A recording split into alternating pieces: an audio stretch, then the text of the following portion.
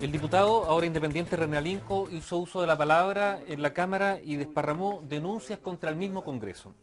Dijo que en él habían malas prácticas, tráfico de influencia, entre otras cosas. Acusó, por ejemplo, que los mismos parlamentarios habían legislado contra la subcontratación y que en el Congreso se practicaba la subcontratación. Habló de acoso laboral permanente y también de acoso sexual contra funcionarios del Parlamento. Respecto a estos acosos laboral y sexual, en todo caso, Alinco dijo tener testimonios escritos de denuncias, pero agregó que por respeto a las víctimas no iba a dar los nombres. Esto es muy complejo porque así la denuncia queda en el aire y por lo mismo quedan impunes quienes supuestamente cometieron estos ilícitos y quedan doblemente impunes. Impunes porque no se hace justicia, pero más impunes de manera doble porque se sabe que hay una autoridad que tiene los testimonios de las víctimas y no los denuncia. Que es justamente lo que debería hacer Alinco. Si tiene pruebas, debería entregarlas para que se haga justicia. El diputado Coyhaique también se refirió a su colega de Renovación Nacional, Rosauro Martínez, pero esto ya es otra cosa mucho más grave. Es un caso que está en los tribunales. Y se trata de la denuncia de que Rosauro Martínez, el año 1981, cuando era capitán del ejército, participó en la ejecución sumaria, una ejecución extrajudicial, o sea, en el asesinato de 3 milistas en el Tume, luego que ese grupo intentara crear una suerte de foco guerrillero en esa zona cordillerana. Los asesinados fueron Eugenio Monsalve Sandoval, Próspero Guzmán Soto y Patricio Calfuquir Enríquez. Y es bueno recordar los nombres de estas víctimas porque la impunidad parte justamente por olvidar los nombres de las víctimas. En todo caso, sobre el caso de Rosauro Martínez, se ha pedido su desafuero, esto está siendo tramitado, o sea, hay un tema judicial de por medio que no ha sido resuelto. Pero como sea, René Alinco, con su minuto de destape, podríamos decirlo, ha vuelto a poner el ojo del huracán en el Congreso.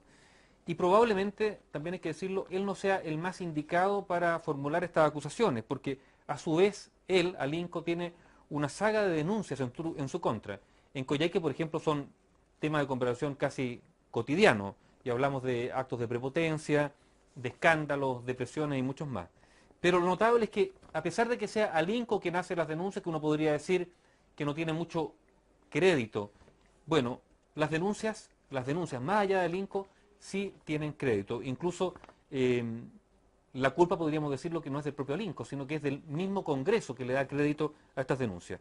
Y es que el Congreso tiene una larga lista o historial de uso torcido de recursos, o por lo menos de poco transparente. Estamos hablando de los viajes, de los viáticos, de las asignaciones, la manera como ellos mismos, por debajo, a espaldas de la ciudadanía, aumentan sus asignaciones, bonos para la benzina, después bonos para viajar, conseguirse pasaje, etcétera, etcétera.